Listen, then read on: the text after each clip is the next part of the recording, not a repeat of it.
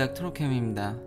오늘은 테슬라의 인도네시아 소식과 이제 자율주행에 관한 또 업데이트와 구독자님께서 남겨주신 질문대로 이 경쟁사랑 이제 비교죠.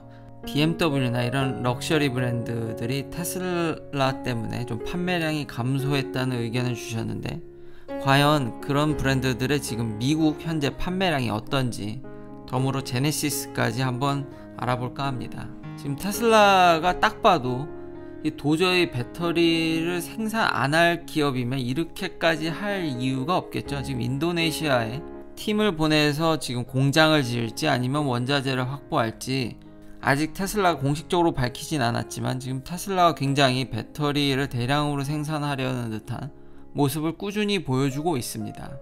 지금 인도네시아는 전세계 니켈 매장량 1등입니다. 요즘 인도네시아가 굉장히 관심을 받고 핫한데, 이 테슬라 덕분에 기존 배터리 업체들도 굉장히 이런 원자재, 로어 머티리얼의 확보에 지금 열을 내고 있습니다. 예전에는 이런 모습이 안 보였는데, 테슬라 덕분에 이제 배터리 업체들도 본격적으로 이런 머티리얼을 수급을 하려고 지금 뛰어든 모습입니다. CATL도 당연히 인도네시아에 공장을 짓기로 하고요. CATL뿐만 아니라 LG화학도 거의 사인할 듯 보입니다. 뭐 이렇듯 테슬라가 촉발시킨 원자재 경쟁이라고 해야 될까요? 여튼 결국은 배터리 가격이 내려가는데 일조할 것이기 때문에 뭐 괜찮은 움직임이라고 볼 수 있겠습니다. 그리고 이제 테슬라도 본격적으로 이런 자율주행 테스트를 하려는 듯이 보입니다. 지금 애리조나 피닉스에 이 테스트 드라이버를 구한다는 이 잡 포스팅이 떴는데요. 이 피닉스는 자율주행의 테스트 베드 같은 곳입니다. 이 주지사랑 시장이 굉장히 마케팅을 잘했다고 해야 될까요? 이제 미국에서 자율주행 테스트 하면은 저 역시도 애리조나나 이제 피닉스가 떠오릅니다. 이제 피닉스가 애리조나에서 제일 큰 도시인데, 지금 다른 주들은 법안이 그렇게 준비되어 있지 않거든요. 이 테슬라의 단점이 뭐냐면 항상 공식적인 리포트, 이제 캘리포니아에서 그런 디스인게이지먼트 리포트를 요구했을 때 그런 걸 잘 수능하지 않았거든요. 그래서 다른 회사 대비 이게 비교가 참 어려웠는데, 지금 이 피닉스에는 웨이모도 있고 크루즈도 있고 다른 이제 스타트업이라든지 꽤 큰 자율주행 업체들이 이미 테스트를 하고 있기 때문에, 테슬라도 여기서 본격적으로 테스트를 하게 된다면 서로의 기술 비교라고 해야 될까요?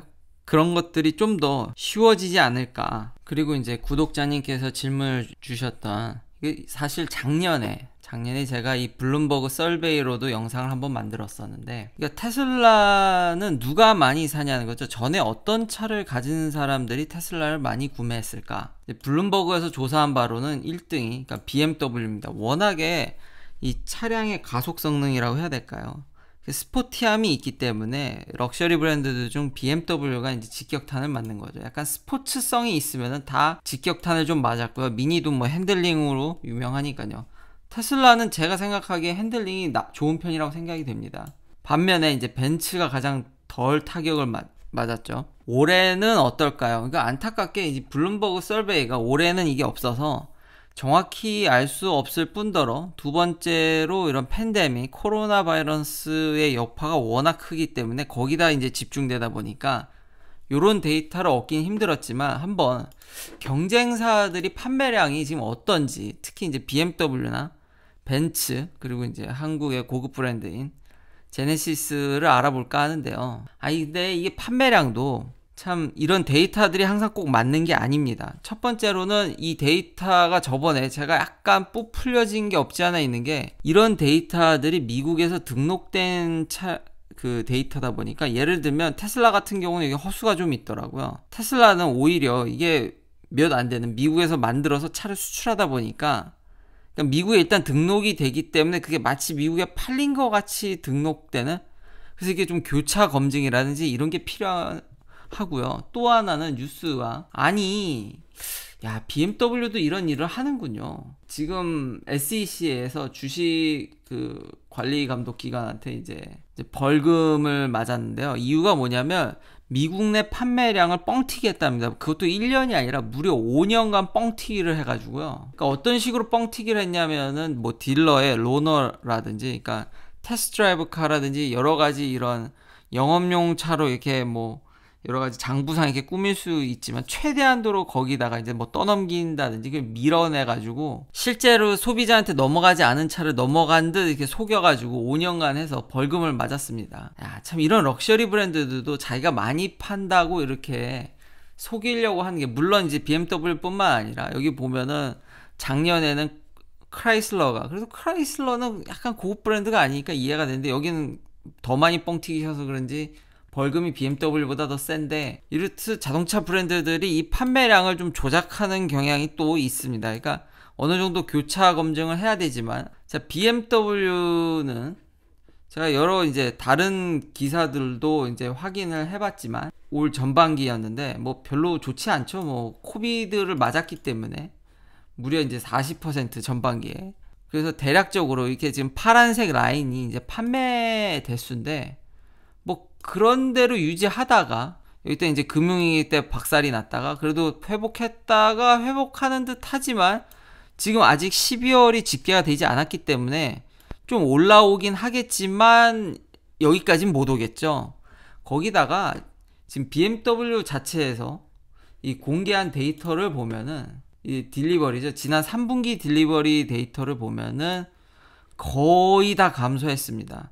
막 몇백 %씩 증가한 거는 이건 베이스라인 이펙트라고 해서 한국어로 기저 효과라고 해야 될까요? 그러니까 기준의 문제인 거지, 대부분 주력 모델들, 꾸준히 팔던 주력 모델들 보면 20% 뭐 30% 감소됐고요. 한국에서 특히 인기 있는 5 시리즈, 예, 거의, 그러니까 전반기에도 한 40, 평균적으로 BMW가 40%를 맞았으면 마이너스요. 여기서도 마이너스 한 35.7% 작년 대비. 그러니까 굉장히 판매량이 좀 많이 내려간 것을 볼 수 있습니다. 근데 이게 미국은 정말 SUV의 그런 붐이 엄청 크지, 이거 보면 BMW가 그나마 선전한 게, 이 정말 깜짝 놀랐는데 이 정도로 SUV가 참, X5나 X7을 보십시오. 이게 작년 대비 더 늘었습니다. 심지어 X5는, 그러니까 팬데믹을 맞았는데도 더 는 거죠. 아, 진짜 대단합니다. SUV는 정말 미국에서 필수인 것 같습니다. 뭐 미니는 말할 것도 없죠. 여기도 다 대부분 마이너스를 기록했습니다. 반면 벤츠는 어떨까요? 뭐 벤츠도 뭐 대동소이합니다. 이게 BMW보다는 판매 대수가 좀 높아 보이는데 이미 20만 대를 넘었죠. 아까 BMW는 20만 대가 좀 안 됐는데, 뭐 물론 12월 달이 이제 집계되면 넘을 것 듯이 보이지만, 일단 BMW는 현재 집계된 것만으로도 그래도 연말에 많이 푸시하면은 한 이 정도는 올라오지 않을까. 이 벤츠의 간판 모델이 한국에서도 인기가 아주 자자한 E 클래스의 판매량이 이렇게 보면은 작년 대비 그렇게 좋아 보이지 않습니다.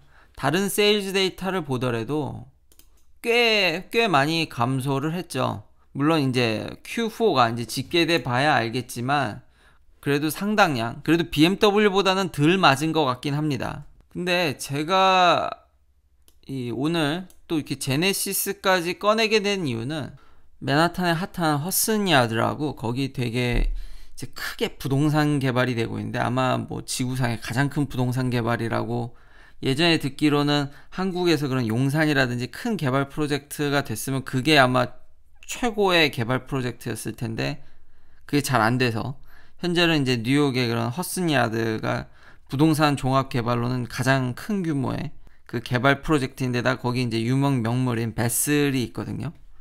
제가 인트로 영상에 썼던 그 쇼핑몰 안에, 되게 그 좋고 럭셔리한 쇼핑몰 안에 제네시스 스튜디오가 생겼습니다. 깜짝 놀랐습니다. 근데 아직 그래서 이제 저도 본의 아니게 이렇게 방문을 하게 됐는데, 그래서 제네시스를 보고 제가 깜짝 놀랐습니다. 거기서 처음으로 GV80을 봤고요. GV80은 아직 미국에 출시하지 않았습니다. 그러니까 내년에 출시할 예정인데, 그 차를 봤는데 느낌은, 와, 실내를 타보니까 이거는 와, 화려함의 극치더라고요. 왜 사람들이 막 조선의 벤테이가니 뭐 벤테이가랑 비교한, 이게 말이 되나. 그때는 그냥 유튜브로 접하고 영상으로 접하고 이런 사진으로 접했을 때는 그게 체감이 되지 않았는데 전 처음 봤습니다. GV80 이렇게 이게 디스플레이 된 거를. 좀 현대가 이렇게 제대로 광고를 하려고 이렇게 비싼 데다가 정말 제대로 광고를 하는 것 같은데, 들어가서 보니까 이 실내에 앉아보니까 정말 눈이, 이건 누가 봐도, 차를 모르는 누가 봐도 눈이 뒤집어지게 깜짝 놀라서 너무 화려해가지고, 저희 와이프도 진짜 저희 테슬라가 정말 너무 보잘것없게 보이는, 참 실내는 와, 이게 가죽이며 뭐 스웨이드 천장이면 정말 너무 놀랬고요. 근데 이렇게 버튼을 보니까 메탈 같았는데 메탈은 아닌 것 같습니다. 그러니까 플라스틱을 썼지만 그래도 좀 이렇게 티가 안 나게 굉장히 뭔가 가성비도 원가도 절감한 듯 보이면서 정말 고급스럽게, 이게 어떻게 이렇게 화려하게 만들 수 있는지. 그리고 통풍 시트, 아니 뭐 테슬라는 당연히 저리 가라고 그 실내는 독일 3사를 뛰어넘는 모습을 보여줬습니다. 너무 놀래서, 그래서 돌아와서 이렇게 제네시스의 미국 판매량을 봤는데, 예, 이게 런칭한 지 한 5년은 된 것 같은데, 예, 판매량은 매우 저조합니다. 그러니까 한국과 참 다르죠. 한국에선 제네시스가 굉장히 잘 팔린다고 들었는데, 뭐 근데 지난번에 소개시켜 드렸듯이 그랜저도 단종 안 팔려서 단종시키는 데니까요. 보면은 판매량을 보면 달 1000대 그러니까 총 판매량이 1000대 왔다리 갔다리 합니다. 1000대 좀 넘는 정도? 그러니까 다른 아까 지금 소개시켜 드린 럭셔리 브랜드에 비해서 뭐 당연히 테슬라에 비해서도 적고, 이거 지금 미국 판매량을 얘기하는 건데 뭐 이해는 합니다. 왜냐하면 지금 제네시스 브랜드 SUV가 없으니까요. 그래도 런칭한 이래로 달에 2000대를 넘은 적이 거의 없더라고요. 지금 올해 물론 12월 달이 집계돼 봐야 알겠지만 잘해야 한 15,000? 좀 럭셔리 브랜드로는 좀 많이 아쉽습니다. 그러니까 판매량이 너무 저조하죠. 그리고 런칭한 이래로 2만 대 넘기기가 쉽지 않았습니다. 그러니까 앞에 독일 브랜드랑 비교해봤을 때 현저히 판매량이 적은 데다가 그러니까 제대로 안착했다고 보기엔 좀 어려울 것 같습니다.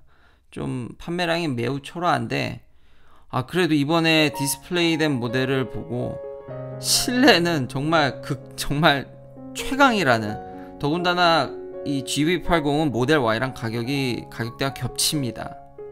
좀 옵션을 넣어도 심지어는 만약에 엔진이 좀 작은 걸 선택하면 모델 Y 롱레인지보다도 쌀 수도 있습니다. 그러니까 FSD를 탑재한 모델 Y 롱레인지보다도 쌀 수 있기 때문에 화려한 이런 실내나 마감, 이런 디테일로 한번 선전을 한번 기대해 보도록 하겠습니다. 긴 영상 시청해 주셔서 감사합니다. 내일도 테슬라 관련 이야기들로 찾아뵙겠습니다.